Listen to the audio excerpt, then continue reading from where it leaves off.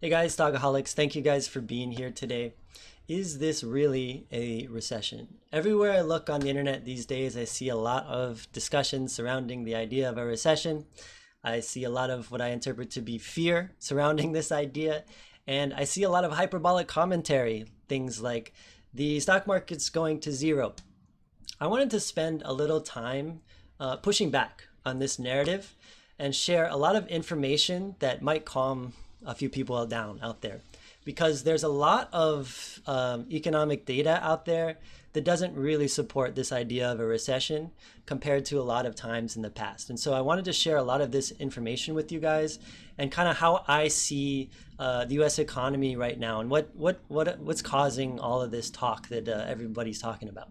Okay, to put a little bit of that fear that I just mentioned into context, this is a Google Trends search of the search term of recession. And right now, we are at the highest level of interest in this topic ever. So one way to say this is that if we were measuring fear using Google searches, the fear of a recession right now is the highest it's ever been. Even during the 2008 global financial crisis, even during the medical event during 2020, the level of fear was never as high as it is now. I actually think that this is a recession hysteria. I think that a lot of this stuff out there is not nearly as bad as people think. Okay, very quickly, what is a recession? Well, generally speaking, it has historically been defined as 2 or more quarters of negative gross domestic product growth. That's generally what a recession is. Now, the United States economy is largely comprised of consumer spending. So consumer spending comprises 70% of this gross domestic product. So if you see consumer spending shrinking for 2 consecutive quarters, chances are your GDP will shrink and then you will be in a recession. Okay, I think a lot of context matters because this recession, if it is a recession, is unlike any recession that we've ever seen before. And that has a lot to do with the conditions that we just came from. So in 2020, there was the medical event, and there were a lot of conditions taking place in the US economy that were different compared to any other time in the past. And so this is a chart of real personal consumption expenditures on goods. And in 2020, they dropped sharply as the pandemic first started. And then afterwards, once the stimulus checks started going out to all of the people in the economy, there was an insane amount of spending happening on goods specifically. So people went out, they went on Amazon, they went everywhere on the internet, and they bought things instead of buying a lot of services like they had historically. Now, not only did they go out and buy things, they bought a lot of things. They had a lot of discretionary money that was just unloaded onto them, and they didn't really have a lot of things to do with it other than go out and buy goods. So the period of time we went through in terms of good spending is the most insane boom of spending in this portion of the economy literally ever. It is the biggest period of growth that's ever existed and probably ever will exist in the United States. Now, eventually that stimulus money wore off, right? People went out, they bought their new refrigerator, their new computer, their new web camera, whatever it was that they were going to buy during the pandemic, that a lot of durable goods.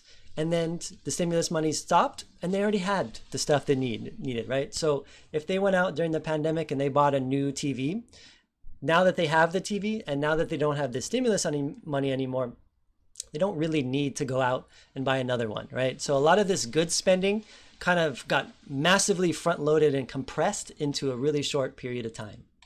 Okay, now because everybody bought so much stuff all at once with all of this stimulus money that got dumped in the economy, a lot of these retailers, a lot of these e-commerce sites, their inventories rapidly depleted. And they saw this massive increase in demand. And so what they did is they said, we got to order more stuff. And so they ordered a lot of stuff, a lot of that coming from overseas, particularly from China. And they try to meet that insane demand all at once, right? So they ordered a lot of stuff to try and meet this demand. Now, there were some additional problems in the supply chain as well. A lot of that had to do with the medical event, right? There was a lot of lockdowns. There was a lot of disruptions in the supply chain to get this stuff from point A to point B. And you can see that the amount of time that it took to deliver goods or the mailing system and all that took way longer, okay? Now, these retailers, these e-commerce sites, they need this inventory, and they're like, frick, what are we gonna do? Okay, we gotta try and make sure we have this stuff at any cost, at any possible amount, because this demand is just insane, right? And so because there was a lag, because it was so hard for these retailers to get stuff, they ordered even more stuff ahead of the demand. They tried to build inventories to kind of satiate this huge demand that they thought was going to keep coming, right? Now, eventually, again, this stimulus money wore off. People bought all of the goods that they were probably going to buy already. And eventually, these bottlenecks started easing. A lot of the medical event related lockdowns, those started going away. And so a lot of these goods started reaching the end the retailers and e-commerce sites, right? But the demand wasn't there anymore.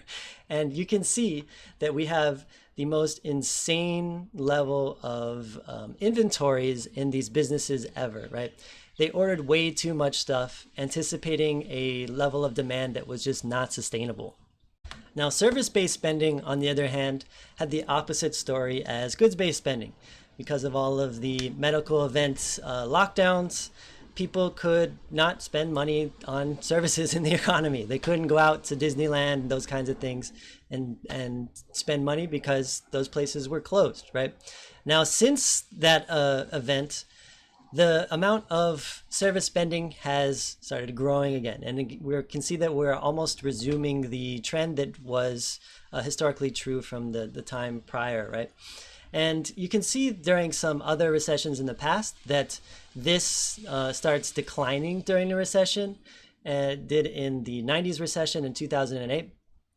And it didn't in 2000 because this was a very mild recession. And you can see so far that there's no signs that services spending is declining in any measurable way, okay?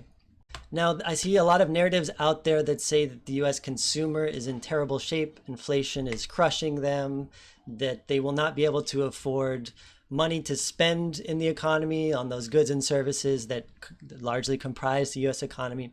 I wanted to show you a bunch of data points that kind of say the exact opposite story.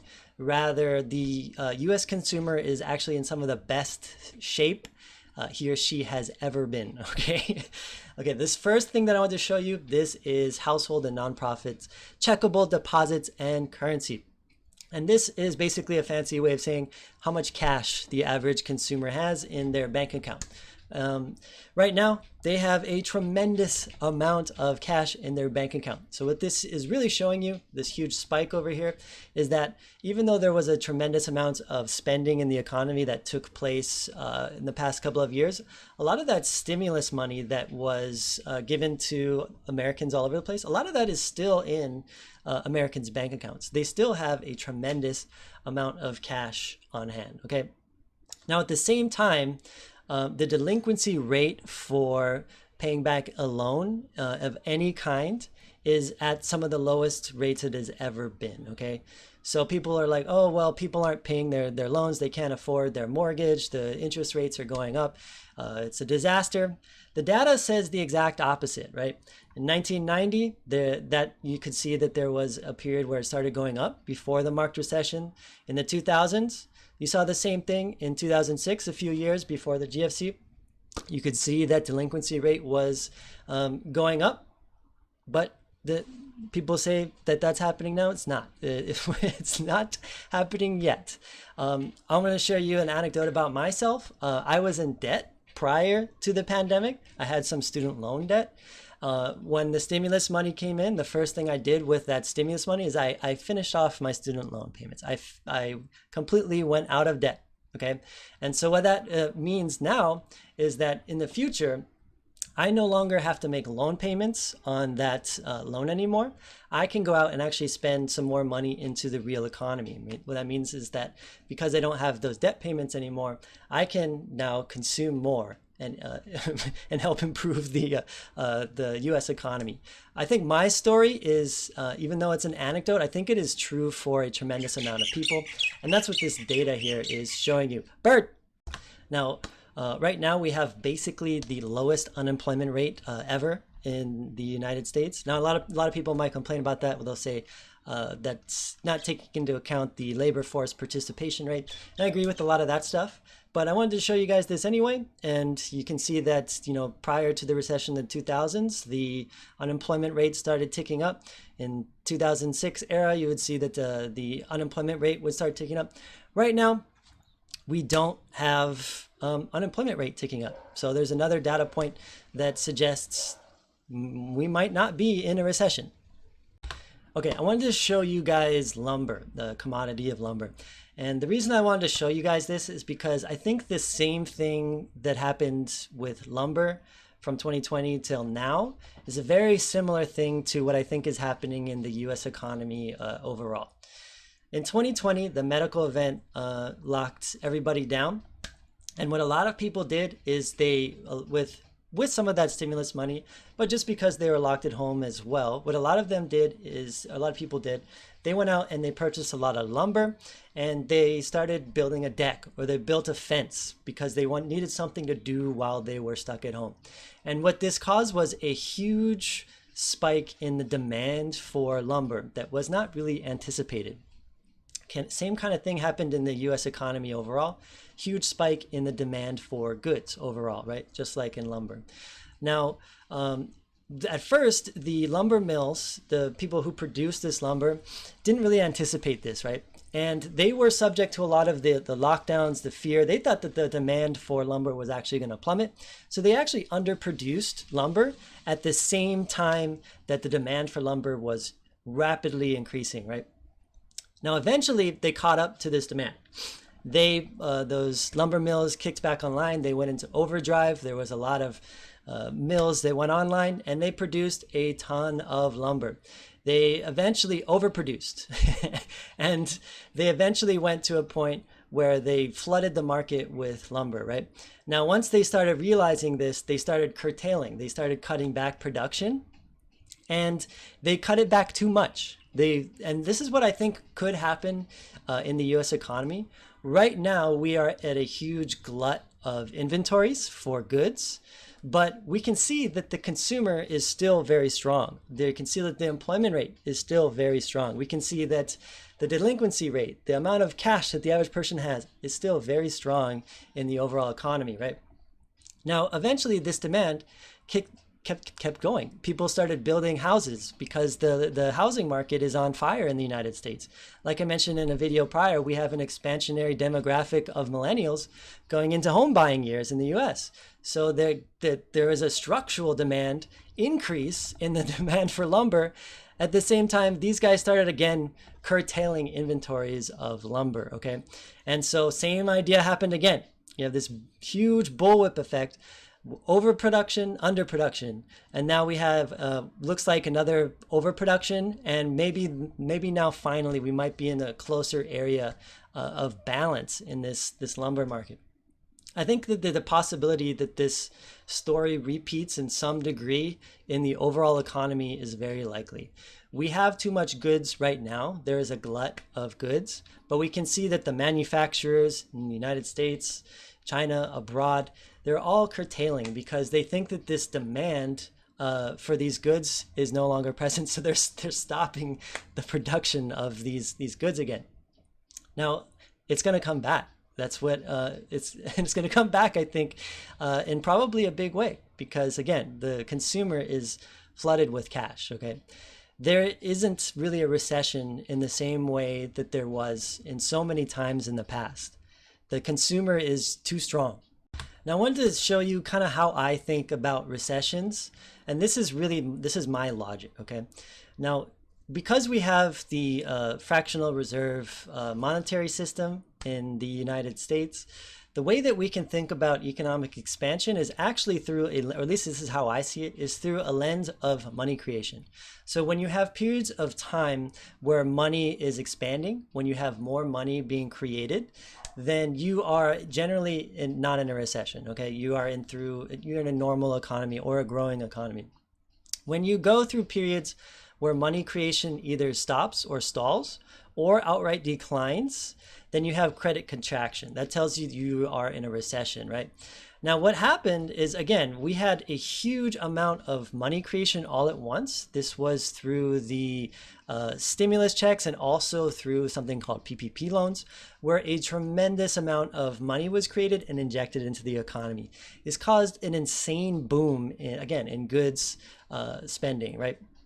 But after this, there was a period of time in which lending was still kind of contracting. Banks were not lending out into the economy because they were probably still very much concerned with the overall state of the economy because of the medical event and whatnot, right? Now, recently in the last year, we can see that the lending in the banks is actually increasing, and it's increasing rapidly. The rate of growth in bank lending is actually the same period, or the same dollar amount of growth that we saw during the boom from 2003 to 2008. So if we look at money creation as the driver of the economy, it is actually telling us the opposite story, that we are heading right now not into a recession, but rather into an economic boom in the United States. And I believe that this is probably also quite likely because, again, we have an expansionary demographic of 30-year-olds. And it's pretty hard to historically have a recession when you have a lot of 30-year-olds because you have a lot of people who are at their peak consumption years. We spend a lot of money, 30-year-olds. We spend a lot of money on goods and services, and our economy is 70% based on spending on goods and services, and these 30-year-olds spend a lot of money, okay? So there's just so much data out there that really just does not jive with this whole recession narrative. I'm sure many of you have probably heard this quote before, but I'll say it again, even though I think it's kind of cliche. But be fearful when others are greedy, and be greedy when others are fearful. Right now, everyone is fearful.